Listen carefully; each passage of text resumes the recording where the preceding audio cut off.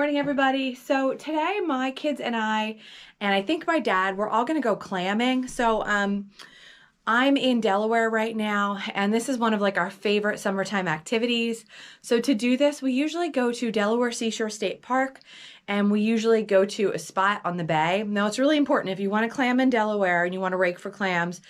First thing you want to remember is you need a Delaware fishing license. So when you buy the fishing license, it covers crabbing, fishing, clamming, all that kind of stuff. So one single price covers you for all those activities. The second thing you want to remember is that you want to go to the state park or the Delaware Department of Fish website, and there's a shellfish harvest map. It's super important that you need to make sure that where you're harvesting clams and shellfish is a safe area. Some areas are too polluted and they are marked off. Some areas you may be able to harvest clams there, but only in the off season, the winter months when there's less boat traffic. So the place that we're going today is on the approved list. It's open to harvest shellfish all year round. There's no restrictions, but be sure to check that map because you don't want to harvest something that's going to make you sick or have pollutants in it or something like that. Here in the utility closet, but I want to show you a couple things. So this is the Line Keeper clam bag, and we really like this. You would just kind of wear this around you, and then when you find the clams, you could put them in here, and it just makes it a little bit easier. So there's different ways to clam. Here in Delaware, you have to go probably out like waist deep, and then you're going to use a clamming rake. So our clamming rakes, we just got them at Walmart. They look like this. They have spikes on the end. And what I really like about them is that they come apart into two pieces, so it's really easy to put in the car. Some people use a floating basket, like a crab pot with like a rubber tire or float on it. For us, we just like the little bag. Then we'll transfer them to another container on the beach. Kind of keeps the kids busy running the clams back and forth. But I'm going to show you the process today of how we do this, and then I'm going to show you like what we usually make after we get clams. We usually have a Manhattan red clam chowder that we love to make, or we'll do like clams over pasta, different things like that. So it's a really fun activity.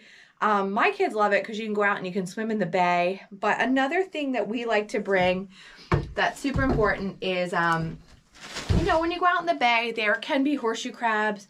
There can be debris on the bottom, just like shells and stuff and different things.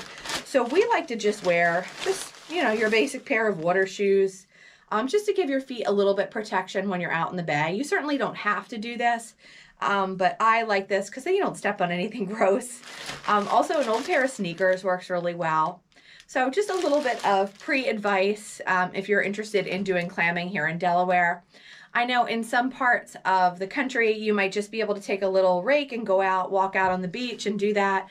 But here, like I said, you have to get quite deep. You're going to need the specialized rake, and you're going to probably want water shoes, and you're going to want some kind of bag to put your catch in. So we're going to show you what it's like today, and you'll get to see if we find any clams. So what you want to do is you want to put the tongs into the sand. You want to drag till you hear that scratching sound. It kind of sounds like nails on a chalkboard. And when you hear that, you know there's a clam under there. Suggestions: highly recommend gloves to help you get a good grip on your rake. Some type of SPF swim shirt's really helpful. And then we love this bag from Line Keeper. They're a made in America company that makes these clamming bags. You can see what we got here. 1, 2, 3, 4, 5, 6, 7, 8, 9, that's a big one, 10, 11, and this one my daughter caught, that is just legal, that's 12. So we bring these home, and then the first thing we do is just scrub them a little bit. Then we steam the clams to get them to open up, and we save the juice, the broth that comes off when you steam the clams, because that's needed for the clam chowder. And then another thing we do is when we make our chowder, we actually cut the stomachs out of the large clams, because a lot of times you don't want to eat that part. So we just use scissors, cut that out, and then I'm going to include in the description a recipe for our favorite Manhattan style clam chowder. We love this one, and it's very, very good.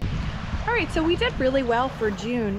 We got about 25 clams, so we're gonna go home and make some clam chowder. And we did pretty good.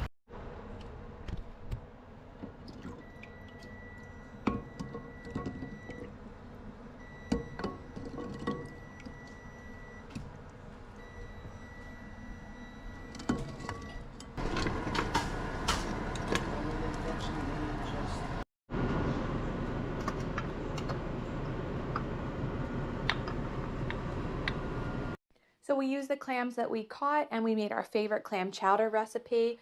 I've got a link in the description for that. So we had so much fun clamming the other day, we decided to come back again today and give it a try. So we're at the same exact spot and we got 17 clams today, so we're really happy with that. And last time we made the chowder, I think tonight we're gonna put them over some pasta. So we'll see how that turns out. But we're having a really nice day down here at the bay.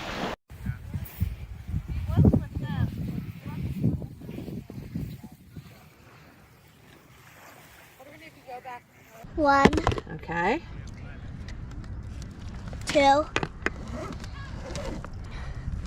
3, 4. You know what you can do? Just it's 5. Good. What if you just try 6, 7, 8, 9, 10. All right, good job. 11,